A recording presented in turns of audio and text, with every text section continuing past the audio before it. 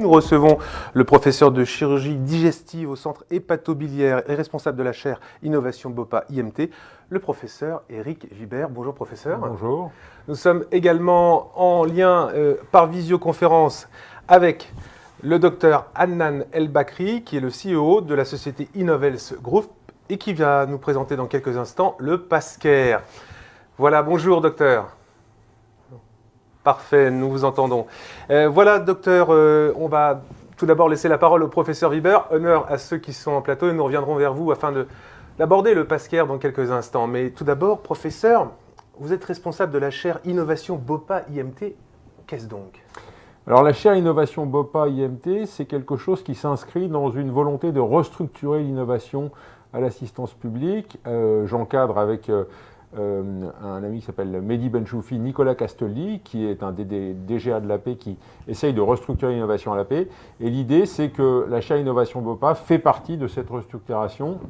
L'idée, c'est de bien faire le distinguo entre la recherche et l'innovation.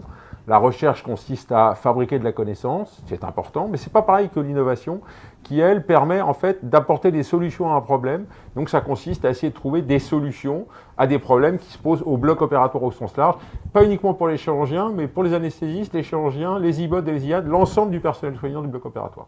C'est quelque chose qu'on a mis en place avec Patrick Duvaux, qui est responsable d'innovation Mintelecom.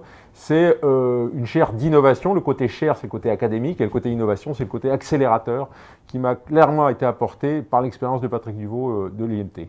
Justement, on va aborder cette question du BOPA, alors qu'en décembre, un chirurgien new-yorkais a procédé à des opérations du remplacement de genoux pour 2 patients qui souffraient d'arthrite, à l'aide de la réalité augmentée.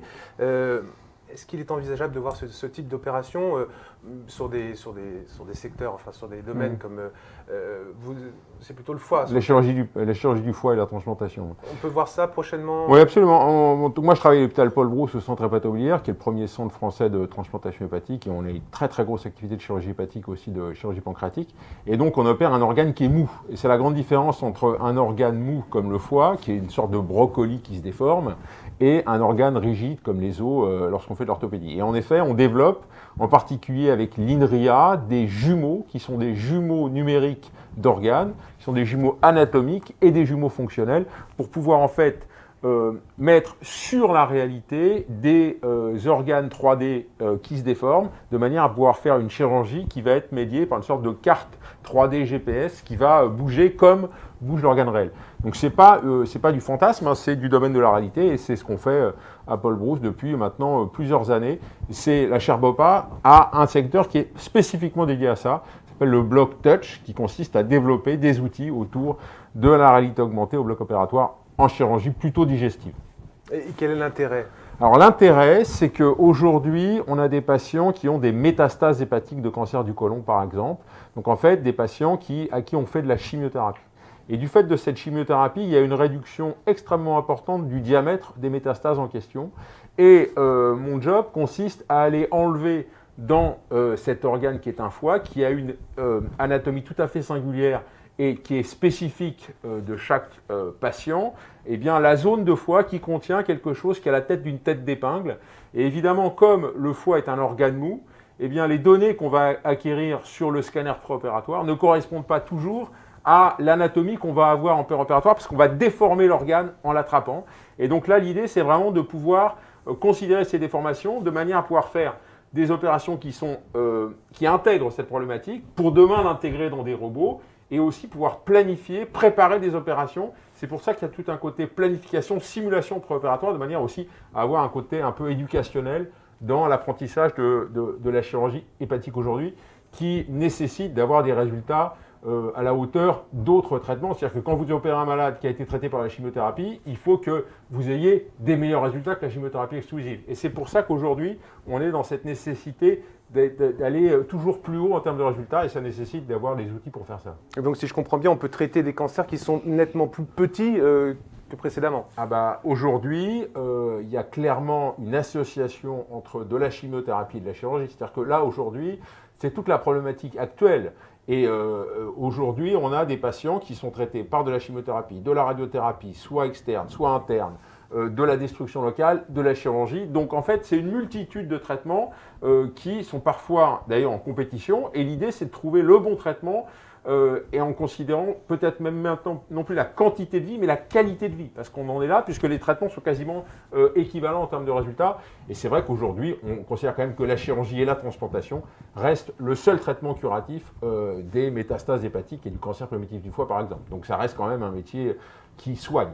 Qui soigne, mais qui doit maintenant prendre en compte l'aspect physique et l'aspect digital. Oui, absolument. C'est-à-dire qu'aujourd'hui, il y a une transformation du bloc opératoire avec de plus en plus de technologies. Et la chaire BOPA, c'est quoi? La chaire BOPA, c'est une augmentation du bloc opératoire au sens large par une approche à la fois humaine et technologique du bloc opératoire. Je viens d'écrire un livre là, qui va sortir aux éditions de l'Observatoire le 10 février, qui s'appelle le droit à l'erreur, le devoir de transparence, qui aborde spécifiquement cette problématique de aujourd'hui, qu'est-ce que c'est qu'être chirurgien, qu'est-ce que c'est que aller avoir cette transparence qui permet d'éviter des fautes de se répéter. L'idée, c'est vraiment de transformer ce rapport à l'erreur en bloc opératoire. Donc ça, c'est le côté humain, très anthropologique, pour voir comment fonctionne le bloc opératoire, qu'on passe finalement de l'équipage qu'on a aujourd'hui avec le chef, le sous-sous-chef, le sous-sous-sous-chef, jusqu'à plutôt l'équipe où il y a des gens qui travaillent ensemble. Donc ça, c'est le côté très anthropologique de la chaire qui est intéressant. Et de l'autre côté, c'est l'augmentation du bloc opératoire avec une augmentation par la vue, une augmentation par le toucher, une augmentation par le son et une augmentation par la lumière. Donc il y a toute une technologie qui est en train d'arriver. Et je pense que d'ici quelques années, on va avoir des ingénieurs de bloc opératoire. Ça, c'est indiscutable. C'était donc l'objet de ma prochaine... Vous me devancez, professeur. Donc on voit évoluer le métier, mais on voit aussi arriver de nouvelles compétences. Et vous recherchez, je crois, même des compétences. J'ai même cru voir passer des offres d'emploi. Donc n'hésitez pas à vous rapprocher du professeur Vibert. Vous cherchez des ingénieurs aujourd'hui. Absolument. Dans la chaire BOPA, on a donc en fait, cette chaire BOPA, elle est financée par la Fondation Mintelecom et la Fondation APHP, qui elles-mêmes ont des mécènes, qui sont des gros mécènes industriels, qui sont Medtronic, Orange, Capgemini, Kersyntax, plusieurs gros Boston scientifiques, qui sont là pour nous apporter des sous de manière à pouvoir justement faire évoluer cette chaire BOPA. Et dans le cadre de cette chaire BOPA, on engage évidemment des gens pour pouvoir réaliser donc ce côté anthropologique, puis ce côté très technologique. Mais il y a indiscutablement une transformation des activités du bloc. Et la technologie augmente, il va falloir inventer de nouveaux métiers. Donc des nouveaux métiers, mais également de nouvelles solutions, puisque vous allez être enregistré, une sorte de boîte noire avec des dispositifs de capture vidéo. Ça va améliorer le système d'assurance ? Alors c'est tout le sujet de mon livre en particulier, où justement j'aborde cette problématique où on a un devoir de transparence parce qu'on a un droit à l'erreur. C'est-à-dire que l'idée, c'est que il se passe des choses au bloc opératoire, des erreurs qui sont comprises ou pas comprises. Dans certains cas, elles sont absolument pas comprises. Et donc l'idée, c'est de pouvoir ensuite avoir des choses tout à fait objectives qui sont des images péropératoires, du son, exactement comme dans un avion finalement, avec derrière la possibilité de comprendre ce qui s'est passé, non pas pour blâmer, mais pour éviter que les choses se répètent et pour essayer de modifier justement cette transformation vis-à-vis de l'erreur qu'on peut avoir en chirurgie pour des raisons académiques ou pour des raisons assurantielles. Et ça nécessite une transformation complète du système. Et si je fais un truc vraiment important dans ma vie et que j'arrive au bout, je pense que ça sera celui-là parce que ça aura vraiment un impact global sur la manière de traiter les malades au sens large. Devoir de transparence, vous le disiez, mais également devoir d'éducation. Absolument, absolument. En fait, ça va ensemble. C'est-à-dire que l'idée, c'est qu'aujourd'hui, il y a des erreurs qui sont faites au bloc qui ne sont pas comprises. Elles ne sont pas comprises, donc elles ne sont pas enseignées. Et puis, force est de constater que finalement, ce métier reste un métier très artisanal aujourd'hui. L'idée, c'est qu'il avance, il faut qu'il avance de plus en plus vers de la science. On restera toujours des artisans, mais il faut avoir vraiment cette volonté de pouvoir transmettre pour éviter que les choses se répètent de génération en génération et d'apprendre uniquement du fait de l'expérience personnelle. Vous l'indiquez il y a quelques instants, vous nous parliez d'assistant vocal, de block touch, des outils au service d'une meilleure efficience, toujours pour une meilleure chirurgie, c'est ça ? L'idée, c'est qu'aujourd'hui, il faut inventer les outils qui vont nous permettre de filmer le bloc opératoire. Alors, c'est facile lorsqu'il s'agit de la chirurgie célioscopique, parce que là, on récupère une image qui vient d'une colonne vidéo, donc c'est assez simple.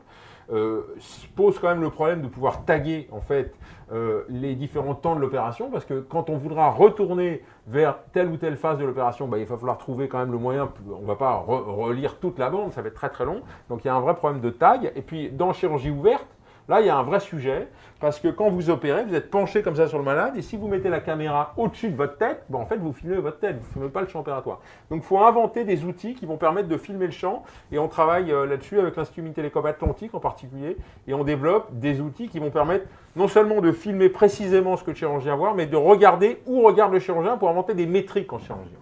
Ça, c'est le bloc touch, le bloc vis, pardon. Oui, mais plein d'innovations que je vous invite à aller consulter. Il y a un site qui est très bien fait sur le BOPA. Je vais me permettre d'élargir un peu puisque vous participez avec Nicolas Castaldi sous l'impulsion de Martin Hirsch à la rénovation, de l'innovation au sein de la PHP. Est-ce que ce n'est pas un gros mammouth qui est difficile à faire évoluer? Si, c'est un gros mammouth qui est difficile à faire évoluer, mais si on n'essaie pas, on n'y arrivera pas. Donc l'idée, c'est qu'indiscutablement, l'Hôtel-Dieu est aujourd'hui en train de devenir le point d'entrée pour le numérique à l'assistance publique, en particulier pour des participations publiques-privées. Je pense que c'est très clairement là que ça doit se passer. Et autour de cet Hôtel-Dieu numérique, eh bien, il doit y avoir des lieux où on développe des spécificités particulières. Et la chaire BOPA en est une, par exemple, dans le domaine de la chirurgie. Il y a aussi des collègues qui travaillent sur de l'impression 3D, qui est une autre. Et donc, comme ça, il faut qu'on arrive à un peu savoir qui fait quoi pour pouvoir organiser les choses. Autre innovation dont on n'a pas souvent conscience quand on est un peu extérieur à ce domaine, c'est l'entrepôt de données de santé. Est-ce que vous pouvez nous expliquer en quoi c'est intéressant et c'est même essentiel aujourd'hui d'avoir cet aspect data en plus de la connaissance du monde des chirurgiens? Je crois que c'est la grande force de l'entrepôt de données de santé par rapport à d'autres choses. C'est que l'entrepôt de données de santé, il y a des données et des docteurs, ou des chirurgiens, enfin des docteurs, des soignants. Et c'est vraiment l'association des deux qui fait la richesse. Ça ne sert à rien d'avoir des données, même des data scientists, si on n'a pas de l'autre côté des cliniciens qui posent les bonnes questions. Donc le vrai sujet qu'il y a aujourd'hui dans l'entrepôt de données de santé, qui est vraiment devenu un outil pour piloter la crise, en particulier au moment de la crise Covid, c'est d'être capable de donner la possibilité à l'ensemble des soignants de l'assistance publique la possibilité de l'utiliser. Et aujourd'hui, Elisa Salamanca, par exemple, qui travaille en entrepôt de données de santé, développe des outils comme un produit qui s'appelle Core 360 qui permet justement d'aller faire des recherches sur cet entrepôt de données de santé de manière à faire à la fois du soin et de la recherche. Et puis, j'espère un jour quand même pouvoir financer le soin, pas uniquement sur la quantité de soins, mais sur la qualité de soins. Et ça, je pense que c'est absolument fondamental. Et la qualité, elle sera définie par qui? Elle sera définie par les docteurs et par les sociétés savantes et évidemment aussi par les malades. Donc voilà. Donc c'est pour ça que l'entrepôt de données de santé, moi j'y crois beaucoup. Je travaille énormément à essayer de structurer les choses pour que les gens s'emparent de cet outil qui est, à mon avis, pas encore assez utilisé, mais ça va venir. Transmission de données, une difficulté. On en parlait en préparant cet entretien. Je vous remercie, professeur, de nous apporter un peu de votre temps qui est précieux, je le sais. Vous m'avez indiqué que c'était quelquefois difficile d'obtenir simplement une radio d'un de vos patients quand vous étiez amené à l'opérer. Alors, Alan va probablement en parler beaucoup mieux que moi parce que c'est un peu sa spécialité, mais il y a un énorme sujet dans le domaine de la téléexpertise et de la téléconsultation, c'est pouvoir récupérer les images. Aujourd'hui, on ne peut pas faire de médecine, on ne peut pas faire de chirurgie sans voir les images natives. Et autant on peut récupérer par une photo, par un scan, un bilan biologique ou un compte-rendu, mais les images natives, elles nécessitent vraiment d'être capable de voir l'image elle-même. Donc, il faudrait inventer des lieux où on puisse aller rapidement récupérer des images. Et c'est vrai qu'aujourd'hui, ce n'est pas organisé. Ce n'est pas du tout organisé. C'est-à-dire qu'on est tout le temps en train de passer beaucoup d'énergie à récupérer les CD qu'on va mettre ensuite sur nos PACS locaux. Il faut vraiment qu'on arrive à faire des liens entre l'hôpital et la ville, et ça passe aussi par des espèces de PACS qui vont permettre justement de récupérer les images. Je crois que c'est un énorme sujet. Ça. Quel meilleur lien que le patient qui peut détenir donc ces données de santé. Justement, docteur Adnan El-Bakri, vous êtes CEO de la société InnovHealth Group, vous êtes chirurgien urologue, spécialiste du big data et de l'intelligence artificielle, et vous avez fondé en 2016 InnovHealth. PassCare, c'est le premier passeport de santé numérique intelligent, universel et confidentiel. Vous pouvez nous le présenter, s'il vous plaît? Merci. Effectivement, comme vous le disiez, aujourd'hui, le fonctionnement en santé en termes de communication de l'information partout dans le monde est un fonctionnement, ce qu'on appelle en silo, ce qui est tout le contraire de l'intelligence artificielle et du big data. Alors, ça veut dire quoi? Ça veut dire que on a presque autant de logiciels et de systèmes d'information différents que d'établissements ou de médecins, si je schématise. Donc, et ces informations, ces bases de données, ces logiciels, ces systèmes informatiques ne communiquent pas entre eux. Et parfois même au sein d'un même établissement, entre deux étages, on n'a pas de communication ni des images. Alors à la PHP, ils ont maintenant un système qui s'appelle Orbis qui est avancé, qui permet au sein des établissements effectivement de partager l'information, mais ça reste propre à la PHP. Et donc, notre objectif, l'idée de Pascal, c'était de dire est-ce qu'on est capable de créer un lien digital détenu par le patient avec l'ensemble des systèmes d'information au monde et de craquer ce modèle de la communication de l'information médicale. Donc, ce Pascal est une carte digitale et physique avec une plateforme web sur laquelle on a numérisé l'ensemble de la chaîne de soins. Et cette carte, on l'a appelée Passeport Santé, et elle vous permet par exemple, à vous, Martin, si vous l'avez, quand vous êtes face à un praticien, n'importe où dans le monde, et face à n'importe quel professionnel de santé, en présentant ce Pascal, qui est une identité numérique, vous allez en quelques secondes créer une interaction digitale, une sorte de tunnel sécurisé entre votre plateforme qui vous appartient et son système d'information, son logiciel ou son ordinateur ou son device. Si c'est une tablette, par exemple, ça peut être à domicile ou en consultation ou aux urgences ou en clinique. Donc, l'idée est vraiment de créer ces interactions digitales de manière universelle et standardisée pour créer un vrai network et une vraie communication de l'information médicale. Donc, si on prend l'exemple que vous avez cité tout à l'heure, eh bien, l'idée, par exemple, par rapport à un établissement comme la PHP, c'est effectivement de pouvoir récupérer les informations qui sont générées à l'extérieur de l'établissement et qui sont véhiculées tout au long du parcours de vie du patient, finalement, pour pouvoir aussi enrichir un éventuel entrepôt de données de santé, mais même pour pouvoir répondre à des problématiques quand on est en consultation où le patient arrive, au lieu de retracer son histoire sur un bout de papier ou de l'interroger sur tout ce qu'il a eu et est-ce qu'il a la radio, est-ce qu'il a l'examen, l'analyse de sang, et bien là, il arrive avec ce Pascal et j'ai une visibilité sur un timeline immédiate en quelques secondes avec son autorisation que je peux récupérer aussi sur mon logiciel. Et donc, c'est vraiment ça le principe de Pascal, c'est de créer cette plateforme de communication au niveau international, hein, pas uniquement au niveau de la France. Donc, on n'est pas limité à une géographie ou à un système d'information, système de santé spécifique. J'en arrive au point essentiel pour faciliter la vie de ceux qui voyagent, mais également pour faciliter la vie des patients atteints de maladies chroniques. Vous avez créé le système 3 clics, 30 secondes, partout dans le monde. Et ça, c'est une innovation en plus de permettre aux patients de devenir propriétaires de leurs données de santé. C'est bien ça? Tout à fait. Alors, notre innovation, elle est à plusieurs niveaux, mais c'est aussi un changement de paradigme parce que nous, on ne monétise pas les informations de santé, on ne possède pas ces informations de santé en tant qu'entreprise et on a toute une équipe médicale et un comité éthique et scientifique qui surveille ça et les données sont la propriété dans notre modèle de l'individu, de l'utilisateur. Et donc, on ne fait que mettre à disposition une technologie dans un modèle SaaS avec une mise en relation entre deux interlocuteurs, patients et professionnels de santé de l'autre côté. Et on a deux cas d'usage que je vais résumer très rapidement. Le cas d'usage que je vous ai expliqué, Martin, patient, vous avez un Pascal, vous êtes demain aux États-Unis, vous allez voir un praticien, il ne connaît pas Pascal, il n'est pas sur le network Pascal, c'est vous, en 30 secondes, qui allez créer l'interaction avec lui, avec votre téléphone, et lui, il va pouvoir interagir avec vous de manière digitale. Donc, on supprime le papier. Deuxième cas d'usage, vous, Martin, vous ne connaissez pas Pascal, vous allez demain, vous êtes à Paris, là, vous allez demain à Montpellier, vous voyez un praticien là-bas, peu importe qui il est, hein, une infirmière, un dermatologue, même un pharmacien.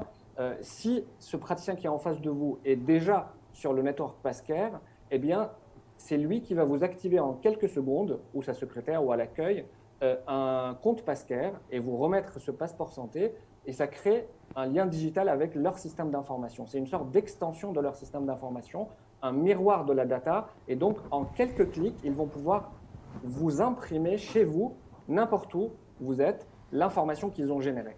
Et donc, on supprime pareil le papier de l'autre côté. Et donc, au fur et à mesure de notre pénétration du marché, vous comprenez qu'on va créer ce network au niveau mondial et on va permettre à cette digitalisation de la relation médecin-malade, mais sur le plan de l'information médicale. Pourquoi? Parce que on a envie de faire cette fameuse médecine personnalisée, de la prévention et de la prédiction qui aujourd'hui ne sont pas possibles. Pourquoi? Parce qu'en santé publique, on n'a pas accès à ces informations et le patient en particulier ne détient pas ces informations aujourd'hui et ne circule pas avec ces informations. Donc, on a des algorithmes aussi de structuration L'exemple Martin, par exemple, si vous avez une ordonnance qui arrive sur votre PASCAIR, vous n'avez qu'à la mettre ou qu'à la prendre en photo ou que votre praticien vous l'envoie et notre algorithme va la structurer, va la ranger. Donc votre dossier devient intelligent et on transforme l'information en action. On va pouvoir vous envoyer des notifications parce qu'on reconnaît les médicaments qui sont dans l'ordonnance, même si c'est un fichier. Et ça, techniquement, c'est ce qu'on appelle la différence entre une donnée non structurée et une donnée structurée, donc analysable par les algorithmes d'intelligence artificielle. Alcatel-Lucent est devenu partenaire d'Innovels. Vous avez également une levée de fonds de série A. L'avenir pour vous, vous le voyez dans cette conjoncture assez particulière, vous le voyez comment, votre avenir ? Eh bien, nous, on est déterminés pour créer la future plateforme leader mondiale sur la communication digitale de l'information médicale, communication simplifiée et intelligente. Et donc, notre avenir, il est en continuant ce process classique donc de passage d'une start-up à une scale-up. Donc, on a fait notre première levée de fonds à 5 millions d'euros et là, on est sur la série A. On a commencé, après 4 années de recherche et de développement, à nous déployer. Donc, on a nos premiers revenus, nos premiers clients et on est dans un modèle SaaS, Software as a Service, dans un business B2B2C. Donc, le citoyen et les praticiens ne payent pas et c'est gratuit, c'est freemium et c'est le corporate qui paye. Donc, on est aujourd'hui capable d'interagir avec des solutions logicielles pour leur permettre d'utiliser notre dossier de santé universel et interactif, mais aussi avec l'industrie, par exemple, du voyage et du tourisme qui s'est présenté à nous suite à cette crise sanitaire, comme vous savez, parce qu'aujourd'hui, toute la planète recherche des solutions de passeport santé, passeport sanitaire, pour, par exemple, la connexion des résultats et la certification des résultats de vaccination, pour aussi le partage spécifique du résultat du dépistage du Covid, par exemple, quand vous êtes en train de voyager. Donc voilà, c'est vous qui détenez et qui êtes maître de vos informations. Et c'est ça l'avenir. L'avenir, c'est l'humain, c'est de connecter l'humain à sa santé et de lui permettre d'avoir des solutions de prévention, de dépistage, démocratiser l'intelligence artificielle. C'est là où on s'oriente. Et vous êtes interopérable avec le dossier médical partagé en France ? On est interopérable avec toute solution existante, étatique ou privée. Donc, on peut même s'interfacer avec des solutions de téléconsultation pour permettre, en plus de la vidéo, par exemple, d'avoir à côté notre menu et l'interaction avec la technologie PASCAIR. On peut faire de la marque blanche, de la marque grise, on peut faire du co-branding. Donc, on est vraiment dans un modèle SaaS où notre couche logicielle a une vraie ambition technologique et opérationnelle. Vous avez éveillé l'intérêt du professeur Vibert qui a une question à vous poser. J'ai une question. D'ailleurs, félicitations parce que ça fait des années que je suis ton parcours et je vois que ça avance bien. L'idée, c'est un problème très concret. Orbis. Comment on fait pour connecter ta solution à Orbis, qui est un logiciel institutionnel d'une grosse institution? Comment ça marche? 2 cas d'usage. On a, dans le cadre d'un partenariat avec la PHP, donc si on avait un partenariat avec la PHP, on a 2 connecteurs universels, 2 solutions. Première solution, on a développé un connecteur qui passe par l'impression virtuelle. Donc en fait, on est avec notre solution côté pro, côté établissement, on peut supprimer l'imprimante physique et on la remplace par des imprimantes virtuelles téléchargeables sur l'ensemble des ordinateurs de la PHP et qui créent une interaction avec tous les logiciels existants avec les PASCAIR des citoyens, avec la création d'emblée d'une carte, donc de ce lien digital avec le patient qui est en face de toi. Donc, tu n'as qu'à faire print, imprimer, choisir l'imprimante PASCAIR et ça envoie directement à ton patient en face de toi ou à distance. Ça, c'est une des solutions qui est la plus simple, la plus universelle qu'on a créée. L'autre solution, c'est la méthodologie API Management. Donc, on est dans une plateforme d'API Management avec une documentation API et un branchement à l'ensemble des fonctionnalités que nous avons. On a déjà commencé, par exemple, avec aujourd'hui un des services de l'hôpital Thonon sur la partie photo, parce que Orbis, par exemple, ne permet pas la prise de photos et l'enregistrement et la structuration de photos. Et donc, on a branché qu'une partie qui s'appelle PhotoCare et qui permet donc aux chirurgiens plasticiens et aux dermatos de pouvoir rajouter, structurer les photos et les utiliser dans les publications scientifiques. Et on transforme la caméra du téléphone en dispositif médical interactif avec les patients directement.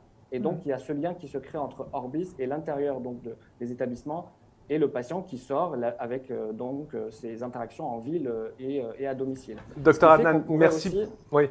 enrichir l'entrepôt de data. C'est ça aussi l'idée. Bien sûr. Mais c'est ce que disait le professeur Vibert. Il en appelle, vous portez le vœu qu'il y ait un partenariat public-privé. On le souhaite également, puisque c'est quand même un marché en perspective de 234 milliards de dollars de Frost & Sullivan d'ici à 2023. Est-ce que ça va être compliqué pour vous, enfin selon vous, professeur, de devoir se créer comme ça des synergies entre le privé et le public, entre des jeunes startups? Vous êtes basé en Champagne, ou est-ce que c'est quelque chose qui pourrait s'accélérer avec cette crise du Covid, justement? Moi, je pense qu'il faut absolument créer des partenariats publics-privés sans que le public ne crée d'état de dépendance par rapport au privé. Et ça, c'est fondamental. C'est-à-dire qu'en fait, quand je travaille avec une structure comme Medtronic, il y a indiscutablement un intérêt pour Medtronic parce qu'ils vont pouvoir évaluer leur technologie, voir si c'est utile, pas utile. Donc il faut créer évidemment des partenariats publics-privés. Je pense que d'ailleurs, moi je travaille avec un objectif par exemple de pouvoir construire quelque chose qui serait une grosse structure autour de l'éducation et l'innovation en chirurgie digestive. Et ben ça va évidemment se faire avec un gros partenaire comme Medtronic, comme Orange, comme Gemini. Donc, mais de l'autre côté, il faut des docteurs, et je suis très très attaché à titre personnel à l'hôpital public et à l'université Paris-Saclay en ce qui concerne la mienne. Voilà. Donc, mais évidemment, public-privé, oui, avec faisant attention de ne pas tomber dans un état de dépendance. Et c'est ça qui est très compliqué. En tous les cas, Dr Hannan, nous vous félicitons pour votre action. Vous avez été à de multiples reprises primé, le prix Santé publique, meilleure start-up en 2016. Nous invitons tous nos téléspectateurs, notre auditoire à consulter le site de la Tribune pour trouver vos coordonnées. On n'oublie pas qu'il y a une levée de fonds qui se prépare. Mille merci en tous les cas, et on espère vous retrouver bientôt sur la Tribune. J'en reviens peut-être une question plus générale, puisque bon, on est sur un What's Next santé. On voit la crise de la Covid, on a vu voilà, la chute de Sanofi Pasteur, on voit se créer des biotech associées à des universités en Grande-Bretagne, aux États-Unis, en Allemagne, et en France on est un peu je dirais, le bec dans l'eau. Est-ce que vous pensez qu'on va relever la tête, ou est-ce qu'on joue en deuxième division et il ne faut plus espérer… Non, on ne joue pas du tout en deuxième division. Je pense que la France est un des pays où justement les datas de santé, que ce soit le DS ou le Health Data Hub, sont les plus riches. C'est indiscutable. J'ai été aux États-Unis juste avant la crise du Covid, et on a mesuré qu'aux États-Unis, finalement, les datas de santé sont très faibles. C'est une toute petite proportion pour laquelle on a des informations. Nous, on a l'ensemble des données qui viennent du CNDS, etc. Donc il faut simplement se mettre en ordre de marche pour les utiliser correctement. Et vraiment, le Health Data Hub, c'est important, mais il faut qu'il y ait des docteurs et des datas. Mais pour moi, la force de la France, c'est les données de santé. Mais il faut qu'on réfléchisse à comment les utiliser et ne pas avoir… Parce que les gens sont tellement terrifiés par le fait qu'ils vont vendre des choses qui n'ont pas la bonne valeur qu'ils n'en font rien. Et ça, c'est le vrai sujet. En tous les cas, on vous rappelle que vous pouvez lire le professeur Vibert dans Droit à l'erreur, devoir de transparence aux éditions de l'Observatoire. Professeur, merci de nous avoir accordé un peu de votre temps. Nous vous remercions une nouvelle fois, Dr Hannan, de nous avoir également accordé un peu de votre temps depuis la Champagne.